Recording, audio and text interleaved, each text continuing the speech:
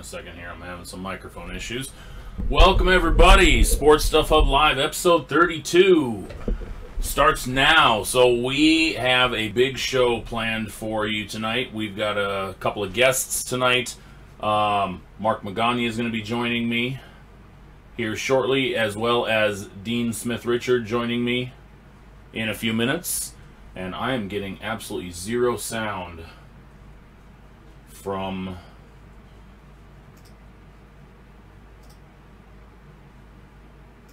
Hilton. That's why.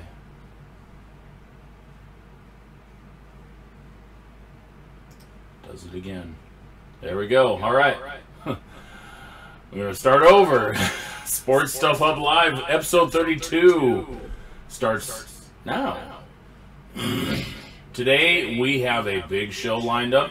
I've got Marc Magaña joining me, as well as Dean Smith-Richard, all in one night. As if this show couldn't get any bigger, I jam-packed both those clowns into one show. So you guys are just going to have to deal with it. Echo, huh? I can fix that. That should fix that.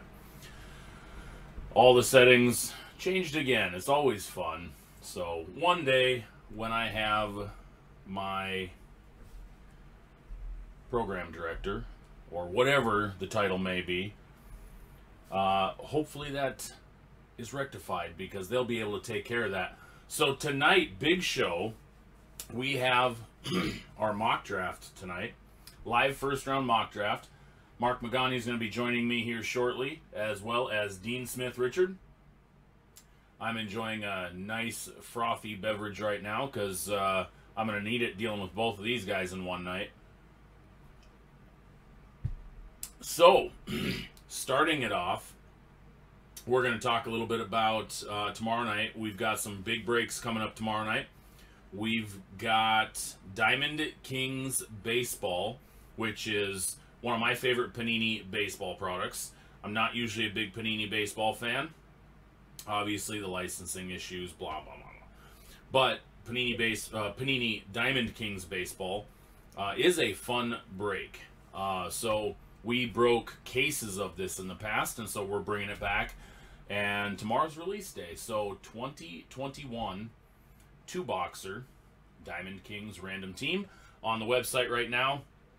Also tomorrow, not to overshadow Diamond Kings, but we have Bowman Baseball dropping tomorrow as well. Another two-boxer that we're running tomorrow. These are hobby boxes. We're going to run a two-box random team of that. Excuse me. Our football break for tomorrow is 2021 Panini Limited Football. And it wasn't one that I could get a screaming price on. It's a solid price on it. But it's more the type of product it is. It's a break-friendly product. There's several hits in it. Only a few base cards. And like 3 or 4 packs or 6 packs or whatever it is. But still, it's a very good product for group breaks. On the basketball side of things, tomorrow we are breaking a box of Prism Fast Break Basketball 2021. This will be a random team break as well. Pretty affordable break. It's quite a bit, I don't want to say cheaper, it's quite a bit less expensive than the big hobby box we broke, what, a couple weeks ago? But there's bangers in this too. So, one autograph in it. So, I mean, it's still going to be a good break. The big one for tomorrow, though, the big basketball break that I advise everybody getting into is our multi-year mixer, which is going to include this year's Donruss Choice and last year's full multi-pack box of Hoops Premium stock. Oh, but that's not it. That's not it. Last year's Hoops Premium, if I can turn this around, mega boxes. 2 of them. The 80 card mega boxes, the blue boxes, that have the blue cracked ice prisms, 10 per box. So 2 of these, a Hoops Premium multi-pack sealed box, and Donruss Choice. So not only if you don't get the Charlotte Hornets, you've still got third-year Mavericks with Luka, and second year technically. But you've got Zion rookies, you've got Ja rookies, you've got RJ Barrett rookies. So it's not just 1 year's product that you could score big in. So missing out on the Charlotte Hornets or the Golden State Warriors, not that big of a deal. And if you're a Knicks fan, RJ Barrett and Quickly, all in one break. So massive, massive break. David Miller asking, first off the line, yes, first off the line Diamond Kings did ship. It's actually supposed to be here tomorrow, but I don't ever trust FedEx, so I don't actually expect it to show up tomorrow, but it will be here by next week. So I will be incorporating some Diamond Kings first off the line breaks into next week. What's the difference in fast break? Fast break is like the no huddle football. It's the discos. So it's a smaller box configuration, usually half the autos of the hobby, and quite a few less cards, but you get the disco prisms, and a lot of times the disco prisms are quite a bit lower numbered than the corresponding colors in non-disco. And you guys will have to excuse me, I can only see part of the chat. Let me move it. There we go. I will have to check later, David. My screens are 100% filled up right now because of this massive show we're doing tonight. I have 3 screens that are jam-packed with information. That's how hard we're about to hit you guys tonight. I mean, this is going to be a slap right in the face with NFL and collegiate information. Dean is running around naked already. Marc's trying to throw water on him, but it doesn't really work that well, you know, through the computer. So, what else we got? David, you did get a spot in that. Perfect. Waiting for 3 people to pay you for cards. Doesn't that suck when you're waiting on somebody that says, I'll buy that, and then they just never pay? Okay, so we got about 3 or 4 minutes until these guys join me. Don't forget, Thursday night is the NFL Draft, Round 1. And what you guys are going to see here tonight is predictive. We're going to hit this spot on. I'm just kidding. I'm just kidding. The way we're handling this is each of us are handling a certain amount of teams throughout the draft. And we are handling it, addressing their needs. We didn't do any trades in this draft. We took, as of the other day, we took a snapshot of the draft order, and we went with it from that point. The last trade that took place that I saw was the Kansas City-Baltimore trade, so we updated it for that, and we're good to go. Yes, Taylor, glad you brought that up. The card show was a blast. If anybody was around for it, if you missed it, hit it up next month. Auburn Twin Oaks card show, 2 days, was fantastic. Second day was a little slow, which was expected, but as it continues to grow, that second day is going to get bigger and bigger. We actually had a fantastic day on the second day with pops. I want to say we probably did at least 50 or 60 pops second day alone, minimum. We haven't even gone through and counted everything yet. I did not draft for the Steelers this time. And what you're going to see is we're gonna burn through this, and each of us are going to give our positions, and you're going to hear why they drafted those positions, and then afterwards we're going to do a little recap. We're going to discuss a little bit. Each one of us are going to go through and give our favorite pick that somebody else made, and then our least favorite pick that somebody else made. So there could be a little bit of trash talking at the end of this here.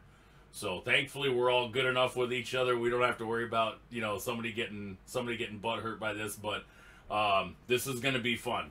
I'm all for good trash talk. I really am. And all my friends know me. I will trash talk. I absolutely will. And I'm never serious about it, except with Dean, because Dean's a dick.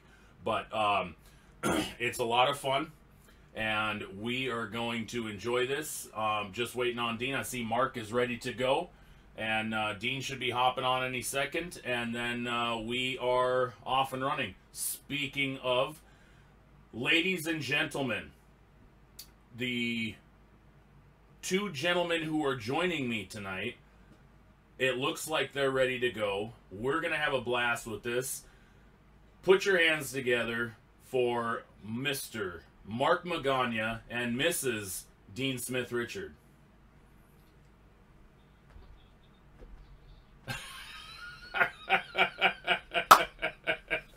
I had to. Having you guys on together is a lot of fun. It just so everybody knows, this, we had to prepare for this. I had to redo my entire setup to do this, to fit these two egos on the same screen. Was not easy to do.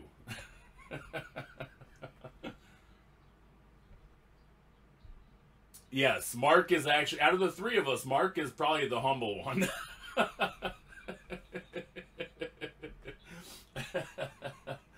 All right, so now you guys have spent the last few days. I'm going to make sure I got my microphone right here because I don't want anybody to miss what I have to say. So we've all spent the last few days just spinning our wheels, grinding, and trying to figure out how this is going to work. And I think over the last 3 days, 4 days actually, I think we nailed it. So now, the way this is going to work, we did a random order, and we're going to rotate through the draft in said random order. So the random list starts with Dean as number 1, I was number 2, and Mark's in the rear end with number 3. And we're going to just rotate through the draft 1 through 3, make our pick, and give our assessment. I'm going to try to do my best to keep up on the camera to make sure that I'm highlighting each one of our ugly faces on the screen. Okay, guys, you ready? All right. All right, so we're going to start off with Dean. Dean has the number 1 overall pick.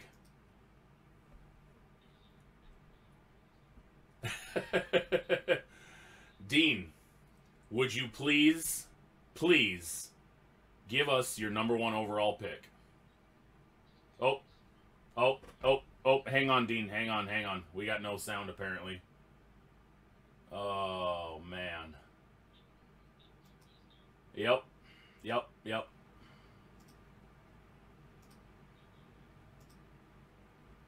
How about now, guys?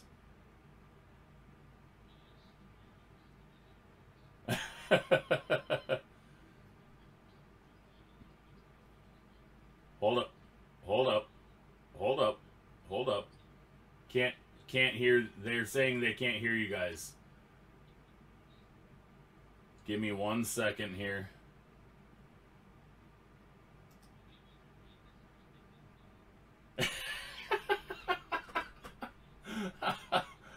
I don't know. Let me see if that helps. That'd be hilarious. How about that? Can you guys hear him?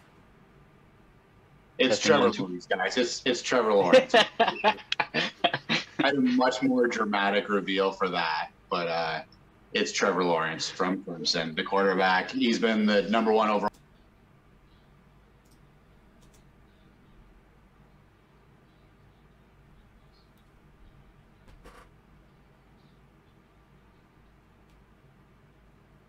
Perfect. All right. Now they're saying there's echo, so let's hold tight for a second.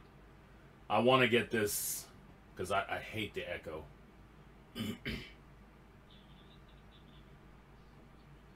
Yeah. So I hate the fact. So Let me burn through the screens real quick and make sure that we have everybody configured right. Webcam, system sound.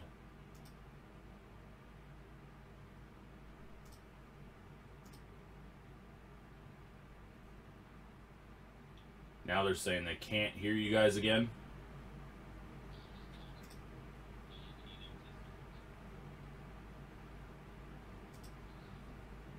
Can you guys hear Mark and Dean?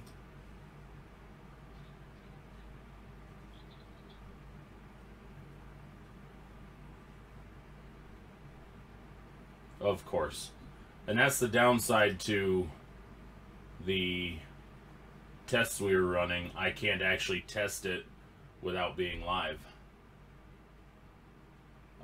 Can you guys, let me type in the chat, because I don't know if they can even hear me. No, the viewers. Nope, they can't hear you guys. Go ahead and say something, both of you. Something, both of you. Say something, both of you.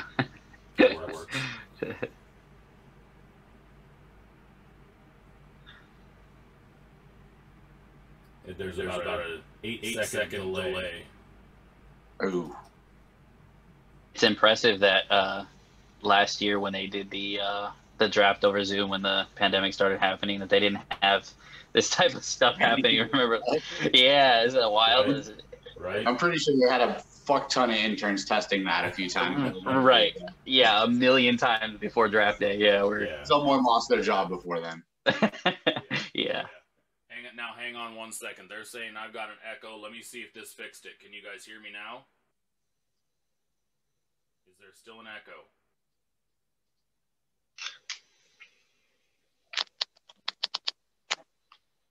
Do I still have an echo? Can you guys even hear me? Perfect. Boom, look at that. Can you hear me? All right. Now, Dean. Can you hear me? They said they could hear you a second ago. Okay. So, Dean, I would like you to make your fantastic, amazing, non-predicted first pick again. Wait. Let me do the big reveal again. Okay. Well, it's an anti-reveal at this point, but it has been for the last 2 years anyway. Trevor Lawrence, quarterback from Clemson. He would have been the first pick last year. He's the first pick this year. We've reached the point of the season where he's getting nitpicked for no good reason because he thinks Michael Bay is a good director or something. But for Jacksonville, this is a simple pick. Michael Bay. Okay. Damn Michael Bay. All right. So Dean, shockingly, shocks the world and takes Trevor Lawrence, number 1 overall. All right. Number 2 overall for the New York Jets. Again, nobody saw this coming at all. The big reveal. Zach Wilson, quarterback, BYU. Now, again, fairly common knowledge. I don't want to, I don't want to toot my own horn and say that I predicted this, but I predicted this. There were a lot of questions about this up until a few weeks ago when the Jets traded Sam Darnold away to the Carolina Panthers. With Darnold gone, obviously, Jets will move forward with the consensus number 2 overall pick, who literally has been the number 2 overall pick for the last 3 months at least. So, that number 2 overall, Zach Wilson, quarterback, BYU. This is when everybody... Or boo. Or boo. Yeah. It is the best. Or boo. Mark, All right. you are up, sir. All right. Yeah. Well, listen, I think this one's been tipped. For the most part, everybody, it's not a super confusing thing. His rise has been a little bit of a question, but the 49ers take Mac Jones out of Alabama. Listen, I think this isn't a pick that I would necessarily make. I like Justin Fields here, but I think Mac Jones fits what Kyle Shanahan wants to do. More important than that, I think one of the things when we look at this, because I know a lot of people have already prejudged this pick, but one of the things that I think we should look at when we consider this is just a couple years ago, Shanahan was as hot of a coaching name as was McVay. McVay goes, gets his pick in Jared Goff. That doesn't work out, and we still are giving him another chance. And I think it's a similar situation with Shanahan. Not that I agree with the pick, but if he's getting a guy that fits what he wants to do, maybe this is the right pick for them, even though everybody else feels like it's a bad pick. And if we believed in Shanahan a couple years ago, when he was hired and a hot coaching candidate, then why not give him a chance now? That's my little argument for him, so that we don't down him as much as we have. But I think the pick should be Fields. It's gonna be Mac Jones. I guess what I'm saying is let's give him some time. If that's his guy and he feels like he can work with him, I guess who are we to question? I don't know. That's what I'll give him. I'll let him have that. Mac Jones, quarterback, Alabama. Yes, sir.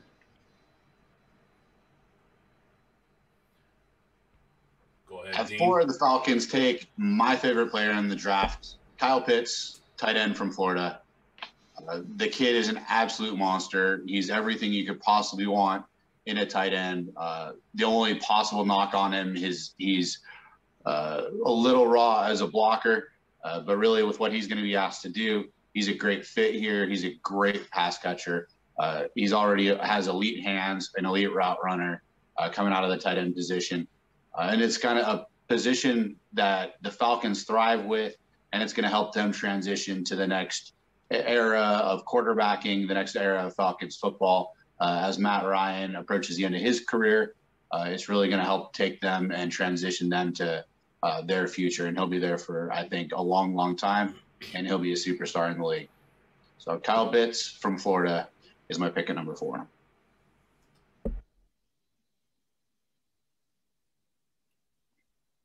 right, and at number 5, the Cincinnati Bengals select. I move off the screen. Penny Sewell, offensive tackle, Oregon. Now, if you have Cincy picking someone else, then maybe you forgot about Joe Burrow's injury last season.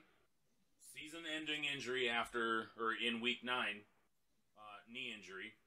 Burrow was one of the most hit quarterbacks in the NFL through 9 weeks.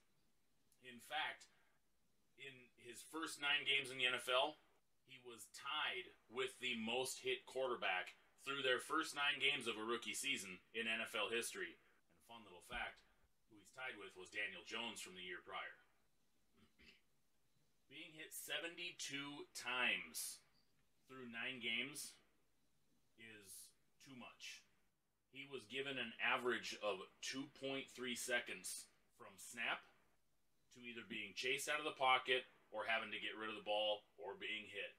That is too fast. Some of the other quarterbacks in the NFL that were hit a similar amount were given even 2.6 seconds. That 0.3 seconds can mean the difference between a runner breaking on his route and a runner not even being close to off of his jam yet. So, how do you solve the problem? You go big. You get your guys up front, and you protect your franchise quarterback. There's going to be a theme here. Just my 2 cents. There's going to be a theme in this draft. Protect your quarterback. Keep him upright.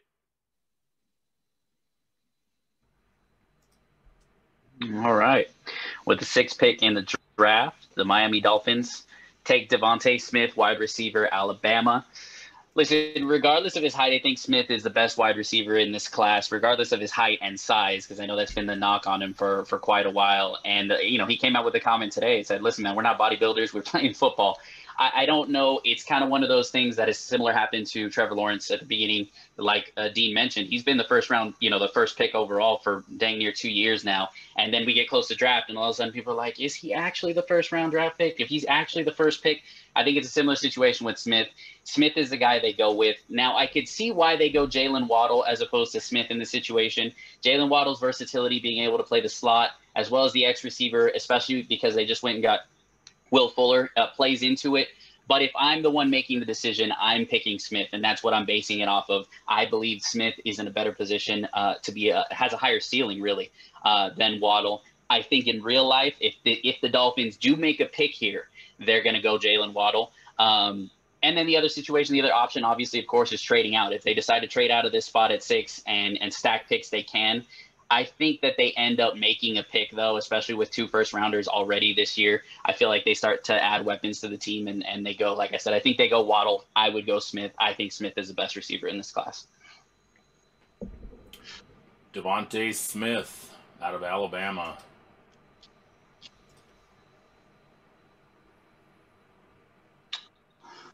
At 7, the Lions are going with a wide receiver as well, Jamar Chase from LSU.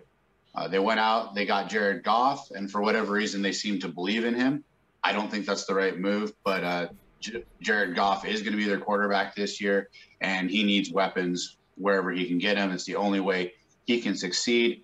He did well at times in LA with the good receiving core, and I think Jamar Chase is going to bring that. His versatility, his speed, and his route running are really going to be an asset there in Detroit, whether or not Goff is the guy long term.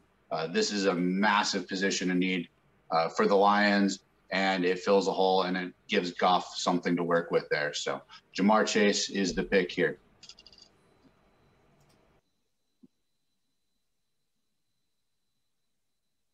Number 8 for the Carolina Panthers. Panthers take Patrick Surtain II, cornerback, Alabama.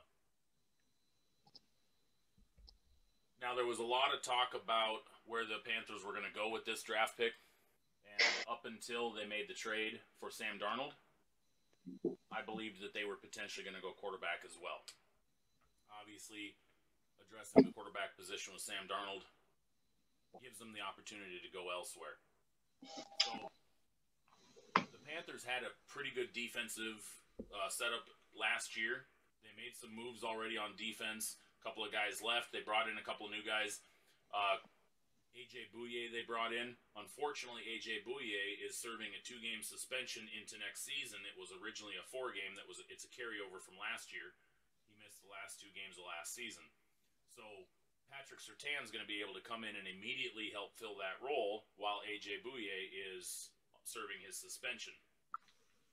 His coverage strength is untouchable in this draft, so I don't see him having a problem adjusting to NFL, considering he played in the SEC, where there was a lot of really good wide receivers that he had to cover, and like I said, he was one of the best cover corners in college football.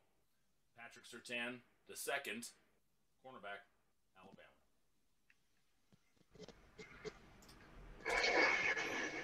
All right. For the Broncos, they're excited. I think everybody kind of knows where this one's going. They're excited that Justin Fields falls all the way down. So they run to the podium and select Justin Fields, quarterback, Ohio State. I think this was supposed to be the pick at 3. Like I already mentioned, I think Justin Fields is better than Mac Jones. But I think Mac Jones might fit, like I said, what Shanahan wants to do. In this situation, Patton has already, the new GM of the Broncos, has already made a statement that he's really not committed. He wants to bring in another quarterback. Perfect situation. I think Fields has gotten Tate, and I'm really not sure why. It's a similar situation with a lot of the top guys towards close to the draft. They start to come up with these ideas. Oh, maybe he's not as good as we once thought. After having seen film all these years of them playing, and we start to question that. I think Fields is a great player. The Broncos are stoked to have him here at 9, and I've become a little bit of a fan of Fields, really, just because of how much disrespect he's gotten through the draft process. So we'll see how it plays out. But the Broncos are excited to add a quarterback that can compete with Drew Lock pretty quick here.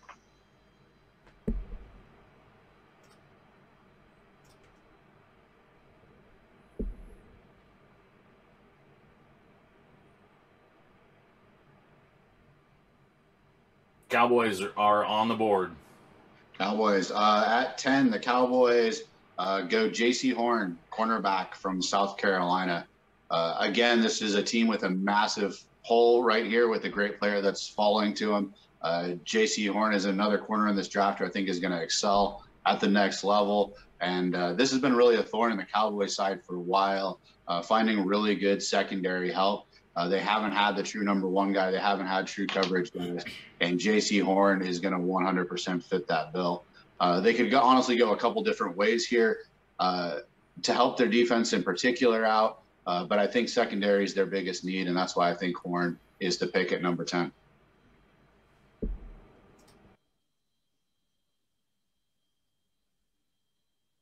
at pick number 11, the New York Football Giants select Rashawn Slater, offensive tackle, Northwestern. So I mentioned this with my last pick. This is going to be a common theme in this draft. Rule number 1, protect your franchise quarterback. If the Giants view Daniel Jones as their franchise quarterback, which they sound like they're all in, they need protection. He was hurt last year. He got dinged up a few games the year prior. That is not good. He needs to stay upright. Yes, he's mobile. Yes, he has really the most bizarre speed for a guy who doesn't look like he's fast, but he's pretty damn fast.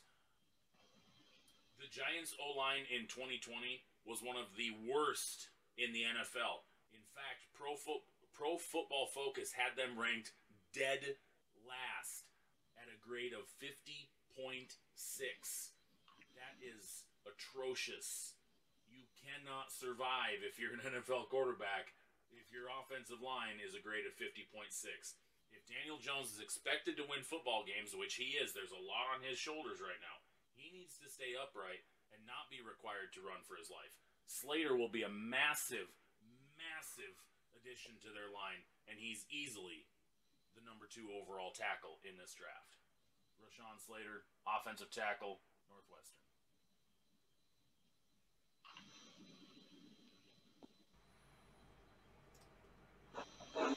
Alrighty. Up next at 12, the Philadelphia Eagles. Before I make this pick, I'll say there is a lot of ways. You're starting to get to that point in the draft where there is a lot of different ways that these teams can go.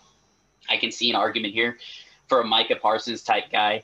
But in my mock, I'm going to go ahead and have them take Jalen Waddle, the wide receiver out of Alabama. Listen, Waddle could have gone at 6, like we talked about. He's up there with the best wide receivers, great player. Yes, the Eagles drafted Jalen Reagor last year. Yes, they drafted Arcega-Whiteside in 2019.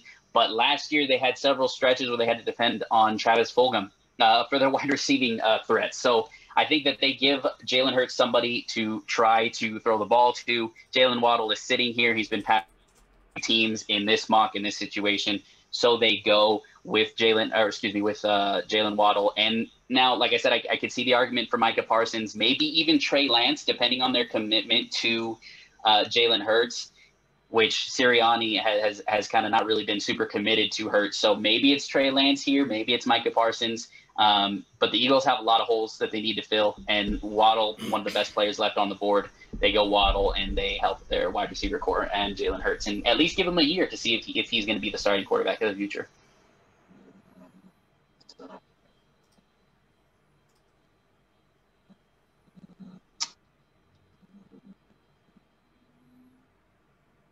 Chargers.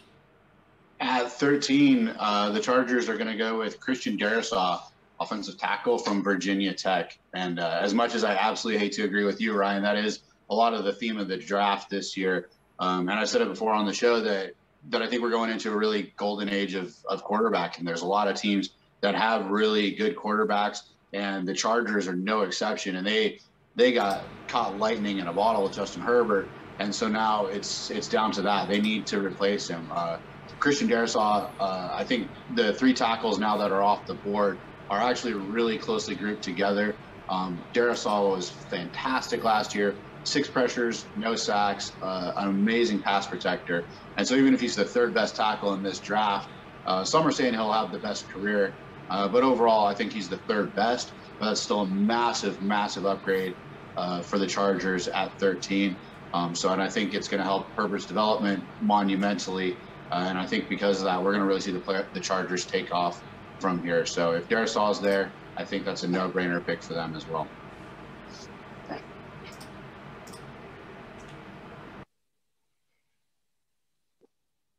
pick number 14 for the Minnesota Vikings. Ooh, that got really loud. Kwity Paye, edge, Michigan. Let's just summarize and say last year the Vikings had one of the worst pressure ratings in the NFL. Now, yes, Daniel Hunter was injured most of the season, I think all season actually. And yes, he's by far their best edge rusher. But the reality is, what happened in the offseason is he is disgruntled. He feels underpaid. He outplayed his contract he signed in 2018, and he wants a new contract. He's out the door most likely. The Vikings have not responded to him. They have, I think, about $4 million in cap space. They can't do anything. So they have to address this now. Whether he leaves or not, this is a good pick for them because they still need him opposite him even if he's out the door. And if there's no solution, Kwity Paye comes right in. He's athletic, and he's probably the most talented overall pass rusher in the draft. Guys like this don't fall to 14. It just doesn't happen. This draft, the top side of it, is that good, or I should say, is that needed in a lot of areas, that Kwity Paye is able to fall this deep, and the Vikings are going to score big time. And I just realized the graphic didn't update. Kwity Paye, edge, Michigan. Got hire a production director already. Oh, crap. Need to fire the one that I got. All right, so listen, I'll just preface this by saying I don't think this happens in real life. At some point, there's about 5 teams before this pick that are quarterback needy. But in this situation, Trey Lance falls to the Patriots at 15. And it honestly very well could happen. I feel like it's just as likely to happen as not happen with the way that the front half of the draft is working. I would be surprised if it does happen. I feel like somebody's going to trade up and try to take a quarterback. But if Trey Lance falls all the way down to 15 and the Patriots are able to draft him, I think they would be super stoked. He gets to sit behind and learn for a year. Yeah, best case scenario for the Patriots. I'm not sure how Ryan feels about it, but best case scenario for the Patriots, they get Trey Lance here at 15. It's funny you say that before I move on. I actually, in my mock, had Trey going in the same exact spot. Yeah, see, I don't know how to read it because I feel like with not knowing what the Niners are going to do at 3, because they're going to take a quarterback, right? But if it's not Mac Jones, if it's Justin Fields, that changes everything. If it's Mac Jones, that pushes Trey Lance down, I think. So that's kind of, I feel like that's the kicker, that 3 spot right there and what the Niners are going to do. Yep. I'm going to throw in, I think 7 or 8, the Lions or the Panthers trade out of that spot if Lance is there. I think that's what's going to happen is I don't think he makes it out of the top 10 if somebody sees him falling.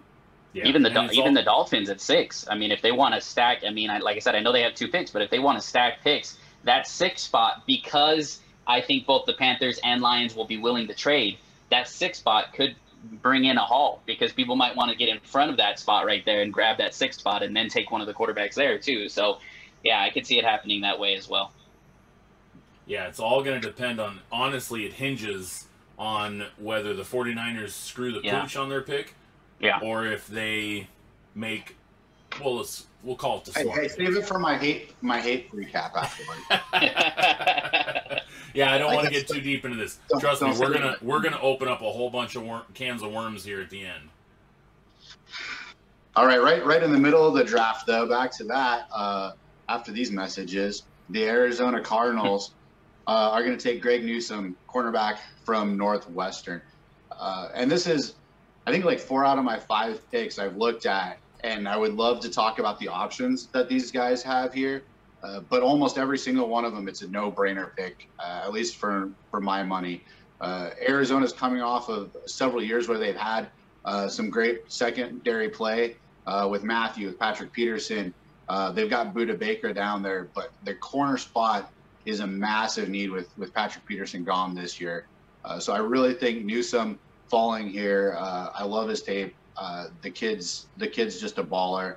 And I think in this division, with the pass rush that Arizona has, if they can put together a good secondary, it's going to give them a real chance to compete for the NFC West. So I think adding a top flight corner is a priority for them. And just like with the tackles, I think this corner group at the top is pretty closely grouped. So I don't think it's too far down to get a guy like Newsome in the middle of the first round, and he'll plug and play from day one and be an absolute ball hawk for him. Especially with that pass rush, there will be a lot of opportunities for him. So Greg Newsome right here, I think, is a no-brainer as well.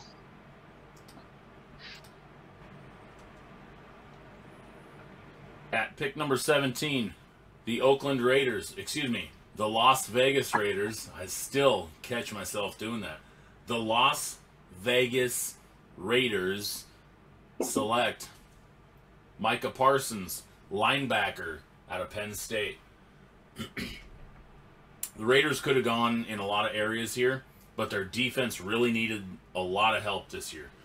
Specifically, defensive line and linebacker. There was one good option really on the interior defensive line.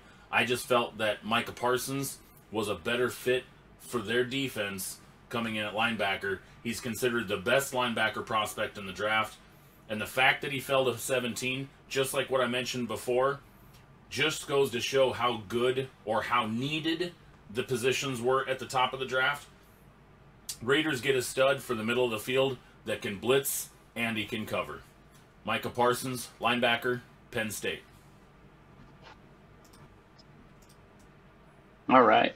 Up next for the Dolphins, after adding an offensive weapon at 6, they go defense and they select Jalen Phillips, edge rusher out of Miami. They are super excited that he lands and goes all the way. If they don't trade out, adding a Jalen Phillips and a Devontae Smith to this team, a team that was already a little bit above average in terms of sacks last year, registering 41.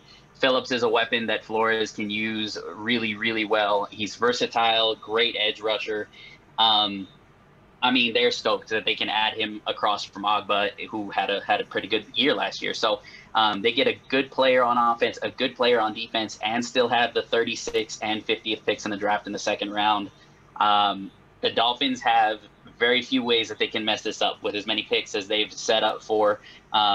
We'll see how it goes. I guess, any team can find a way to mess it up. But Phillips and Smith for the Dolphins, I was stoked that I got to do both of them because that kind of helped my strategy. But, yeah, Phillips and Smith for them is fantastic, and they're super excited to add one to each side of the premier players. Yeah, when I looked and saw that you got both Miami picks, I was like, I'm so jealous of you right now. Yeah, it worked out. That was way too nice of a setup for you. Yeah. we try not to make it easy on each of us, but come on. So, go ahead, Dean. All right. At 19, the Washington football team, which will forever irk me. Taven Jenkins, tackle from Oklahoma State. This one's a little different. This is a spin on the theme. Because, yeah, we're talking about protect the quarterback all over the place, but they don't really have a quarterback. They have Ryan Fitzpatrick, who's played for every football team in the NFL at this point, I think. They also have Heineke, who came in and played well, but that's not a guy you're going to bank on long term.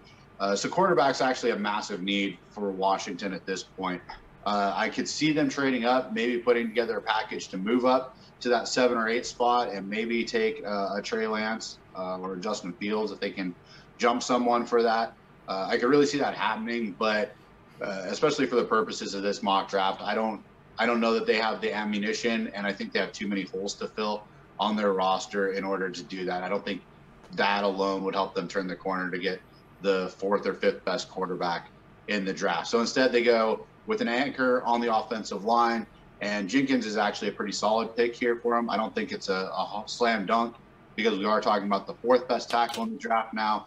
But one advantage Jenkins does have is he's great in the run game. And in the situation that Washington's going into, where they do have some very capable running backs, question marks at quarterback, a guy who can help you on the run game is probably the best upside they can hope for right here at 19. So whoever that long-term solution at quarterback is will hopefully be stepping into a situation where his blind side is protected and has a solid run game to help him out. So hopefully a soft landing spot for him, whoever he is and whenever he gets there. So Taven Jenkins from Oklahoma State's the pick at 19.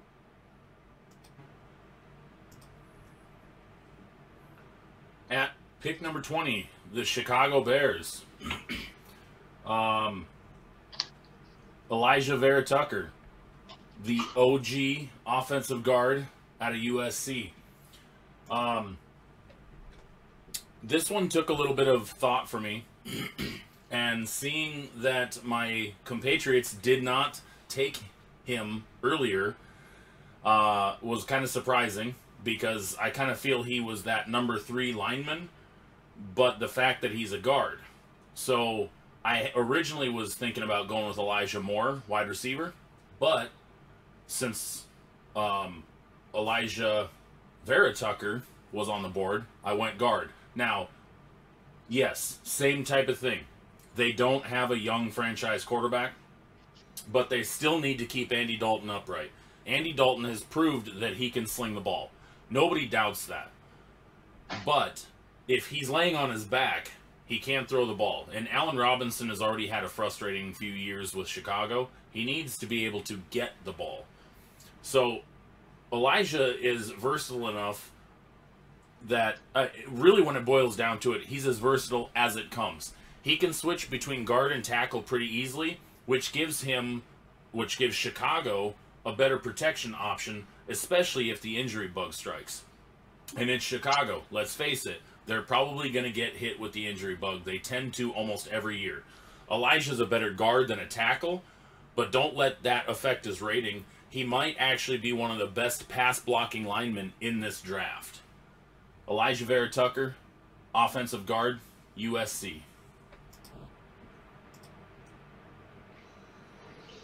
All right. For the Colts, I think this is a bit of an underrated pick, but I'll explain a little bit in a second. The Colts, after Anthony Costanzo departs, they're going to try to compete, obviously, for the playoffs. Carson Wentz is the new guy.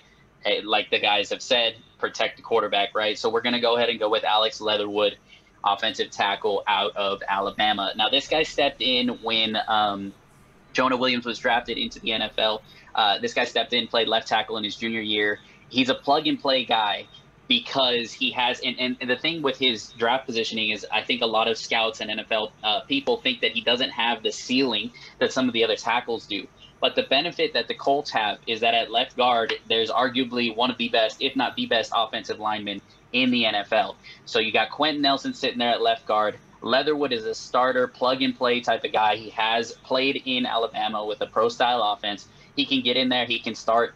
And some of the deficiencies that he may have at the beginning of his time in the NFL can be masked by the fact that they have Quentin Nelson right next to him. I think this is a home run pick, honestly, for the Colts. I think they go tackle either way. It may not be Leatherwood, but in my mind, I love this situation. I love the way that it fell, the way that our draft board fell, and the way that these guys made their picks. I was excited that Leatherwood was here for this specific situation for the Colts because some of his deficiencies in terms of lateral quickness that he has can be masked because he can push out and Quentin Nelson can help him on the inside. So it's a good situation, I think, for the Colts in this specific situation. I don't know if Leatherwood's the pick on Thursday when they draft, but I think tackle is absolutely the pick. So we'll just see who's there at 21 when the Colts pick on Thursday.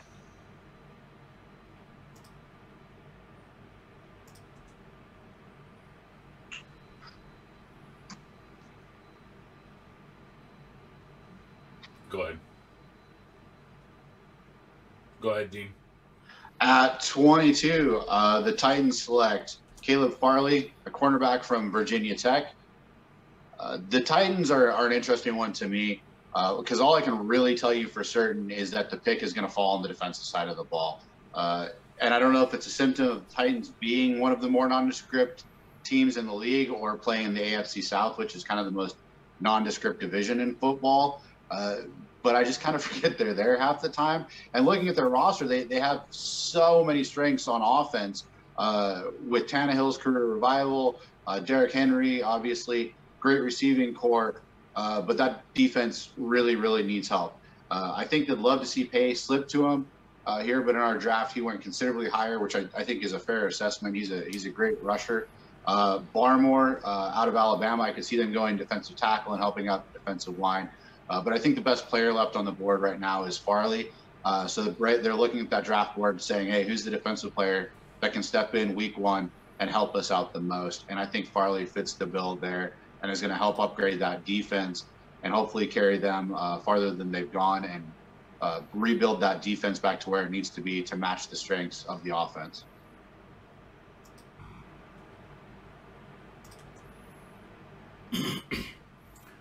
And their second pick of the night, the New York Jets at number 23. Jason Owa, edge, Penn State. With getting the quarterback out of the way at number 2 overall, obviously. They added some other weapons during the offseason to kind of put around Wilson. Pass rush for Pass rush for the Jets in 2020 was, we'll just call it non-existent. They were one of the bottom 5 in the NFL. They addressed that in the offseason by signing former Bengal defensive end Carl Lawson, but they need to put somebody else across from him and not just Vinny Curry.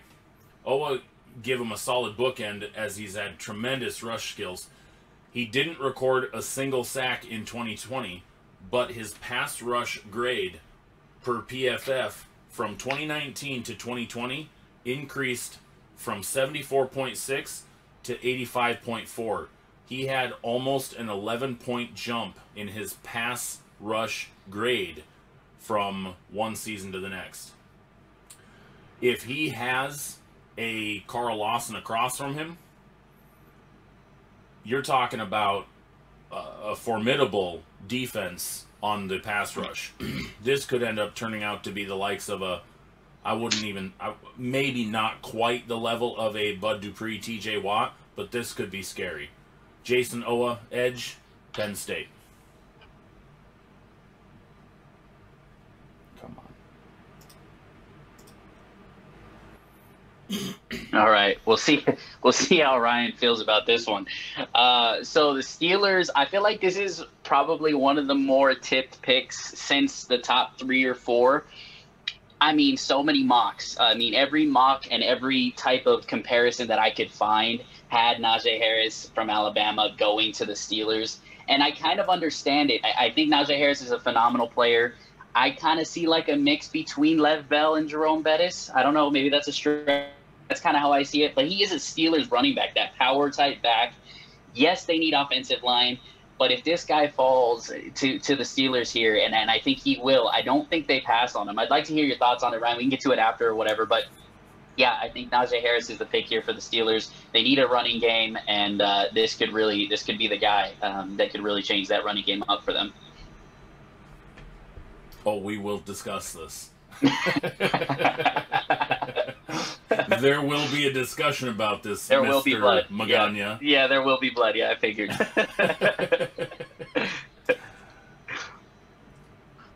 Go ahead, Dean. So the Jags, with their second pick, are going to follow the theme of teams with 2 first-round draft picks. They're going to go over to defense as well and take Elijah Molden, the safety from UW. And this is only half a homer pick. After getting a great leader for their offense, they're going to do the same thing for their defense. And Elijah Molden, I love this kid. I really, really do. He's a natural-born leader. He's going to be an anchor for that secondary and really for that defense. And he's just super versatile. You look at where Jacksonville's at. They're picking first overall for a reason. They were not good last year, and for all the headlines that the Jets got for how atrocious they were, partially just because Adam Gase was there. But the Jags were bad. They were really bad on both sides of the ball. That defense was so good for a while, and then they have hit rock bottom. So to get an anchor, somebody who's versatile, somebody who's a leader on the back end of that defense is going to really, really help them out as they try to rebuild back to what they were.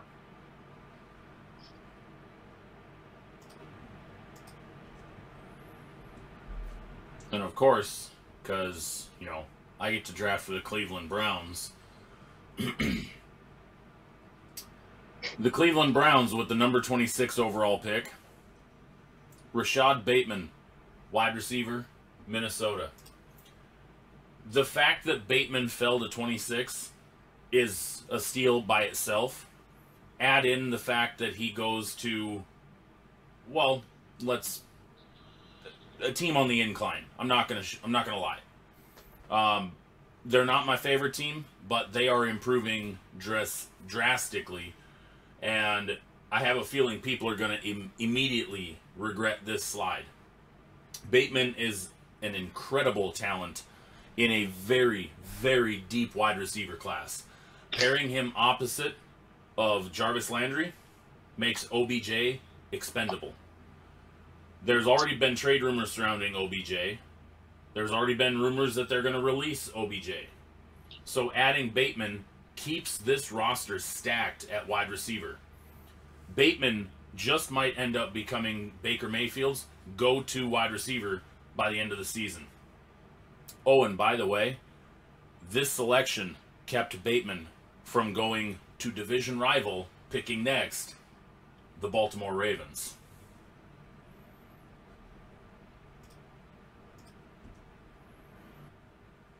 Yeah, that was very intentional, and it was hurtful because I was trying to help the Ravens out.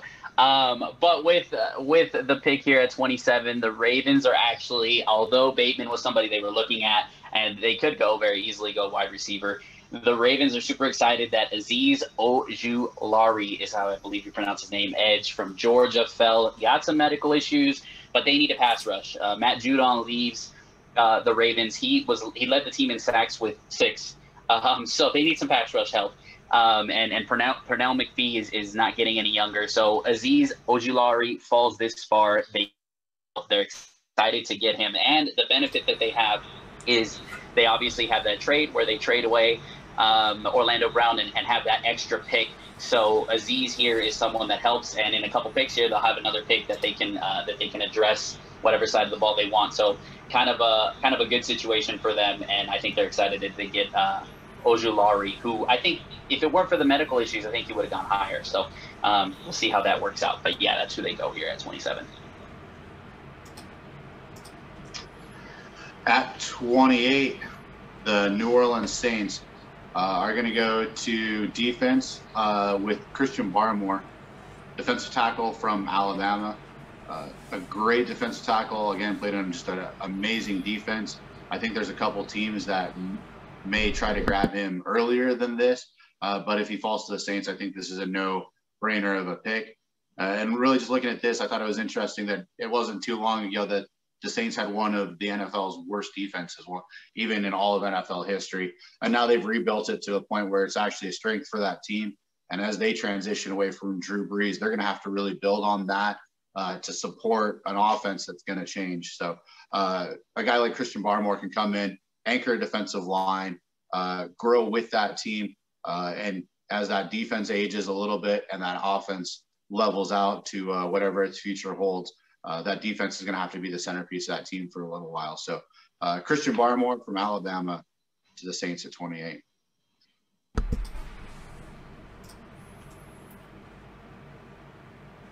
With the 29th pick in the 2021 NFL Draft, the Green Bay Packers select Jabril Cox, linebacker, LSU.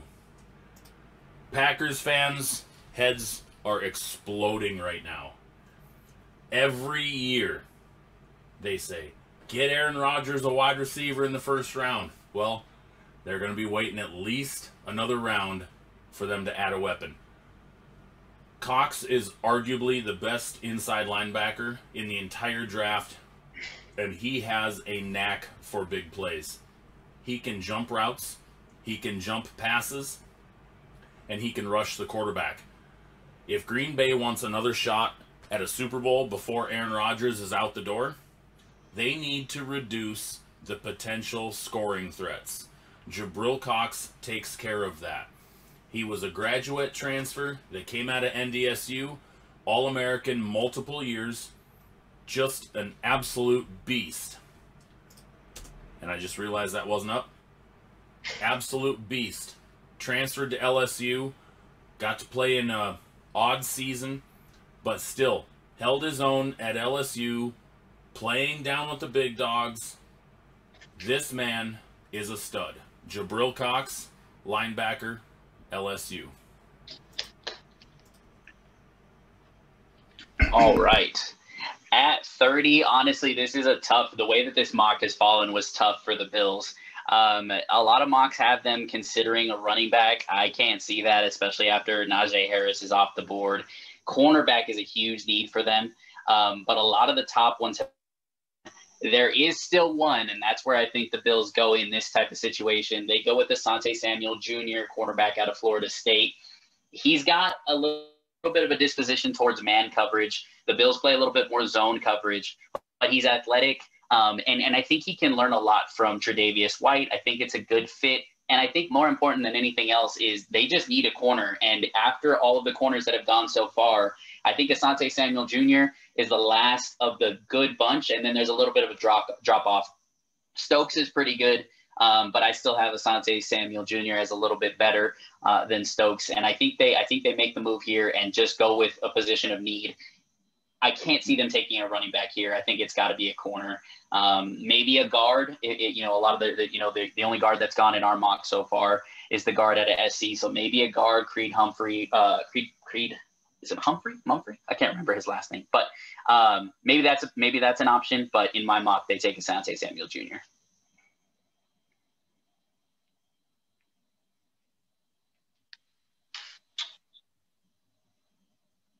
And then at 31, the Ravens did this. Actually, fun fact, the Ravens only made this trade to screw up the fact that for the purposes of this mock, every other team that had 2 picks in the first round, the same person had both. So this is the only year we have to team up, and the Ravens did that just to make this inconvenient for us. But I am gonna piggyback, Mark, on what you did, and I'm gonna go with Trayvon Moehrig, a safety out of TCU.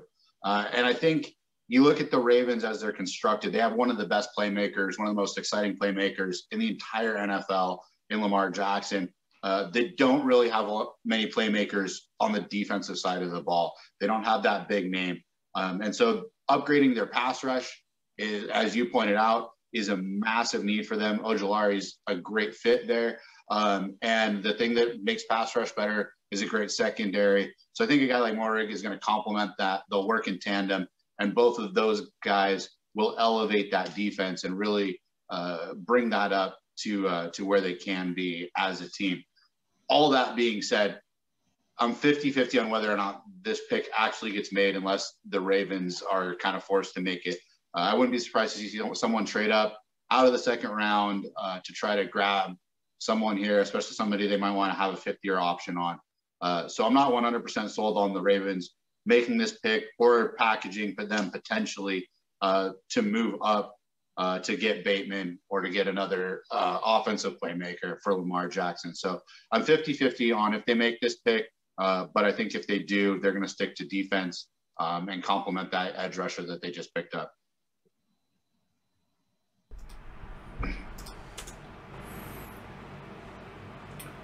And with the final pick of the first round, pick number 32, your world champion Tampa Bay Buccaneers. Throw that in there for Mark. Appreciate you. Elijah Moore, wide receiver, Ole Miss. There is a lot that I could say about this spot. In fact, I could probably write out about a 6-page dissertation about what they don't need. But the defending Super Bowl champs brought back every single one of their 22 starters from last year. I'm not joking. Every last one. Has that ever been done before? You can fact check me, but I don't believe so. I'm pretty dang positive. So, the old question, what do you get somebody that already has everything?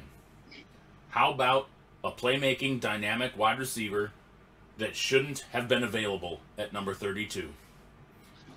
Per PFF, Moore is the second highest graded slot receiver in college football since 2019. This pick here isn't for 2021. This pick is for beyond when the Bucs aren't able to bring everybody back. This right here gives Tom Brady's third year, potentially fourth year with the Bucs, when maybe Godwin's not there, when maybe Mike Evans isn't there, definitely Antonio Brown won't be there. This pick is for that time. Elijah Moore, pick number 32, the last pick of the first round of the 2021 NFL Draft for the Tampa Bay Buccaneers.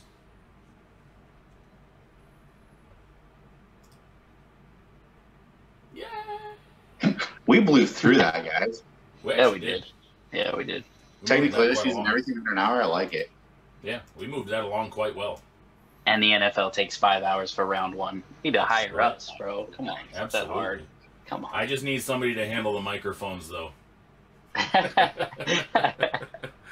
Because having to do that and the microphones and the cameras. I see you. You were moving. That's the clicking was happening. I could hear it over there. Oh yeah. Oh yeah. And it had such a delay at times that it wasn't coming up. At the same time, yeah, So, yeah. Yeah, that's why I was like, oh, that didn't go up. Great.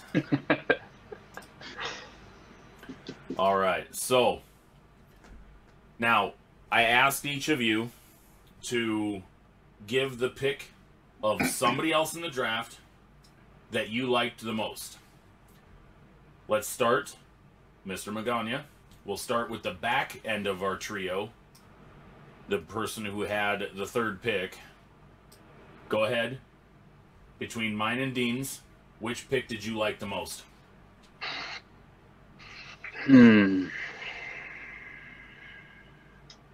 So, I actually maybe it's low hanging fruit to say it. The Kyle Pitts pick at 4 is frustrating as a Bucs fan who has to play the Falcons twice. But I think that's a really good pick for them. I think it fits really well. I think I like that one. And then I'll give you another one that I'm kind of into. I'll give you two, and then we can talk about it. But Rashad Bateman for the Browns, I think that's a pretty good pick too. So that's one from each of you. But I couldn't really decide which one. I feel like the Kyle Pitts at 4 is, like I said, low hanging fruit. But yeah, Rashad Bateman for the Browns at 26, I kind of like that too. So yeah, those are the two I'll give. Dean. I think Kyle Pitts is absolutely low hanging fruit. If there weren't two other quarterback needy teams in there, in a different draft, it might be interesting to see if he'd go even higher. That's the only question I have about him. He reminds me of like Aaron Curry in a weird comp way when the Seahawks were picking at 4th overall years ago, and the only question about him was, would he go any higher? Because he was so great in college at Boston College, and then he just completely flamed out. So that's kind of the only thing I can think about here is I'm like, oh my God, there's not even a knock on this guy at all. And then is he going to get to the NFL and just flame out? And we're all just going to wonder what on earth happened. But based on his size and his athleticism and his college tape, it's a no-brainer pick for me for sure. Well, and then I think the other thing too that I look at in terms of because the player himself, like you said, is a prospect, one of the best prospects in the draft, obviously. But the other thing that I look at is understanding and knowing Dirk Cutter well and how he uses his receiving threats. That offense, I know there's questions now about Julio all of a sudden, but that offense, all three of those guys, Pitts, Calvin, and Julio, can just spread the field, and they can run the type of routes that Dirk Cutter likes to incorporate in his offense. It reminds me a little bit of when the Bucs drafted O.J. Howard. That was what they had in mind, and Pitts is a similar style, I think, to O.J. Howard in terms of being a freak athletically. So not only prospect great, but I think the fit is really good too. Better than if he goes to, you know, some of the other teams that are mocked to him later. I feel like that's a good fit too for him. So, yeah. Agreed. Well, the pick that I like, I'm not going to do the low-hanging fruit side of it. I mean, I guess you could kind of consider this low-hanging fruit. It's because this pick was because I really hope this team actually does what the owner has come out and said that they want to do, or what he wants to do. And that's pick number 12, Jalen Waddle to Philly. The Eagles need to build around Jalen Hurts, or they're going to turn out doing the same thing to him that they did to Carson Wentz. If you don't build around your quarterback, you don't protect him, and you don't give him wide receiver help, he's not going to last long. And his confidence is going to get shook very easily because he doesn't feel that you're invested in him. If all you do is build defensive pieces around him, which was what Philly has basically done, and let's face it, drop the ball on wide receiver draft picks for Carson Wentz, let's take a look at this. Passing on Waddle would be reminiscent of passing on Justin Jefferson last year or DK Metcalf in 2019. And I'm not saying that Waddle is Justin Jefferson or DK, but when you're talking about a talent like Jalen Waddle, taking anybody after him, you're just going to get slapped in the face every time Waddle scores a touchdown. So for me, there's a few other picks that I did like in this draft, but that's the one that I really favorited because of it showed putting that faith in Jalen Hurts. And that doesn't get you off of the hot seat for drafting wide receiver for the Bucs at 32, but I appreciate it. Well, speaking of that, let's move right over to the picks that we did not like. I don't get to give mine? What's that? I don't get to give my pick? I like picks too. I'm not a hater. You did. No, he didn't give his favorite pick. He hasn't given his favorite pick. Oh, yet. I thought you did. No, I No, don't. we were just talking about picks. I'm not a hater all the time. Okay, Dean, you're up, man. I was going to say nice things about you and everything. No, I'm not. Oh, shucks. I actually, there was two picks that I really liked in this. One is a little bit of also low hanging fruit. So Mark, I'm just going to team up with you on that. Fields to the Broncos at 9. I think if he's there, that's a really good fit there. That's a guy they need. Drew Lock has shown flashes of competency, but I think that's about his ceiling. Whereas Fields is a guy who could be a star. So I think if he's there at 9 and nobody's leapfrogged them to try to get him, I think that's a great fit for Denver and kind of a no-brainer pick. And Ryan, I will say, Owe to the Jets at 23. If he's there, that's a great pick. It does depend a little bit on them developing him because he is somewhat raw as a prospect.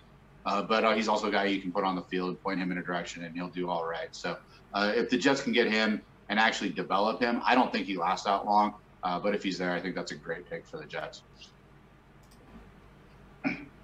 Dean said something nice about me. I know. I'm blushing. After you spent 5 minutes tearing me apart in the freaking intro. I have to, man. I have to. It's fun. Sorry. It's fun. All right, so now moving to our dislikes. Mark, start us off.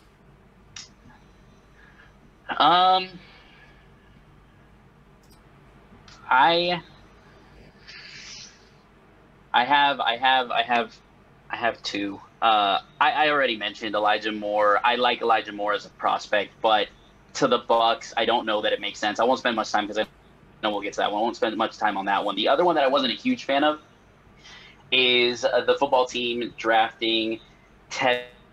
I understand where you're going with it, and I understand the concept. My question is necessarily the pick that they want to make. I feel like they have so many other holes that are more important I don't know. It just feels like maybe that's not exactly where they want to go. But in this situation too, like we've about by 15 in terms of our specific mock draft, by 15 all the quarterbacks are gone. I know they don't really have a quarterback, but I don't know. It just felt a little out of place, I guess, is probably the closest, the best way to describe it. Hate it, and I understand it, but it's probably not my favorite. Sorry, Ryan. Also, I guess you picked the light too, so I guess that's two. Yeah, I don't know.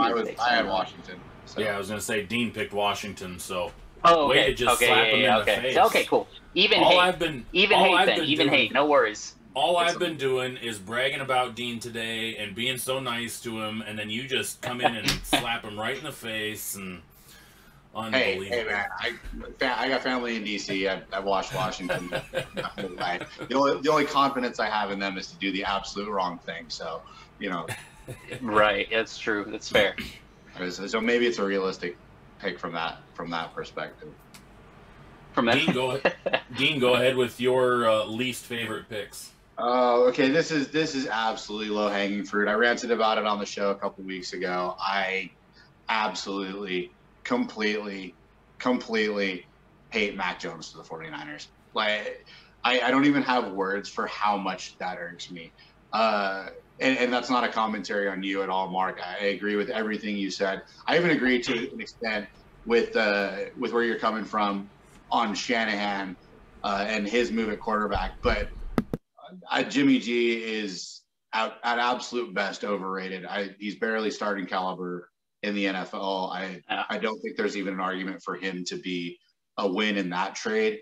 And if they gave up what they did to put Alabama's backup on the field, boy. So that's commentary on the 49ers, Mark, not on you at all. No, fair. I really literally any other quarterback. If they grabbed a quarterback with a 3rd round grade on him at 3, I would take it over Mac Jones. I think it's a horrible pick. I think it's going to set that franchise back by a decade, and I love everything about it. A decade. An entire decade. Hey, LA's been kicking their 1st round picks down the road forever, and they at least have something to show for it. I think San Francisco is doing the same thing, trading away 1st round picks, and they're going to have absolutely nothing to show for it. Okay. My pick that I dislike the most, Mr. Magaña. We have words to speak. We should trade picks. I think that's what it was. I think we should have traded picks. I'll take 32, take 24. That's what you should have done, Ryan. The rule should have been you can trade picks, not actual trade, but you can swap which ones you actually pick within the system. But that's no fun. I like seeing other people pick for my team and I pick for other people's teams, because then we get to see how bad we screw it up. Because I don't know the Bucs that well. Mark doesn't know the Steelers that well. Right. So, I mean, yes, we all have our knowledge, but we have our specialties as well. Yeah, absolutely. Who would you have taken at 24? Yeah, I'm curious who you would have gone. Dylan Radins, NDSU offensive tackle. Okay. He's a 1st round, 2nd round grade, and honestly, I believe How can you double up on a homer pick for your homer? You can't do that. I was gonna let it go, dude. I was gonna let it slide. I was gonna let it go. I don't even care if this is your because he actually, up until all these pro days that happened, because he didn't do all that stuff, he was actually up through the Senior Bowl, he was actually a 1st round grade. He didn't do all that extra stuff to bring attention to himself, and he's just a stud. He's a little undersized, but he's a pulling tackle, and he's mobile, and he's got great hand leverage, and he's got anchors for feet. I'm telling you, he's going to end up being a top 2, top 3 tackle in this draft class throughout his career. He's that damn good. I've watched him play literally for the past 4 seasons. He's that good. Okay, question, Ryan. So you would go, if you were GM, you're taking Dylan Radins. Who do you think the Steelers take? If you had to guess what they do. Well, they're not gonna draft Harris. You don't think it's going to be Harris? Sexy in the first round. When was the last time they drafted a wide receiver or a running back in the first round? You'd have to go back. What's that? I was going to say I was reading something in terms of running backs, like Mendenhall was the one that I remember. In terms of drafting a back like that. So yeah, it's been a while. Even Le'Veon Bell was a second rounder. Right. So I mean, they don't go with sexy picks. They don't. Typically, predominantly over the last 12 years, they've drafted offensive linemen first round or linebackers in the first round. And so that's what I expect them to do. They're not going to go linebacker this year because, Bush is back, and they re-signed Bob Spillane. And I love his name, Robert. I always want to say, I blame Pat McAfee's show. Bob Spokane is what they call him. Robert Spillane. They re-signed him, so they're not going to go linebacker. I don't believe they'd go edge in this draft either, because they're very high on Alex Highsmith, and I just don't see them going that route in the first round. Offensive line has to be, because they lost Alejandro Villanueva, and they lost Pouncey. Those were two big pieces on their offensive line. Pouncey is the most vital one. They really need. But unfortunately, there's just not a center in this draft that warrants being a first-round draft pick. I'm actually hoping that there's one worthy next year. But they're just going to have to make do. But they really need a solid offensive tackle to take over for Villanueva. They get Zach Banner back this year, but Banner can only handle the right side. He can't handle the left side too. Yeah, he can't switch, yeah. And so putting Radens in there helps big time, because they need a boost in running efficiency. And Radens comes from a pro-style offense that ran the ball a lot, especially quarterback sneaks, quarterback bootlegs, just quarterback rushes in general. And Radens is able to do that.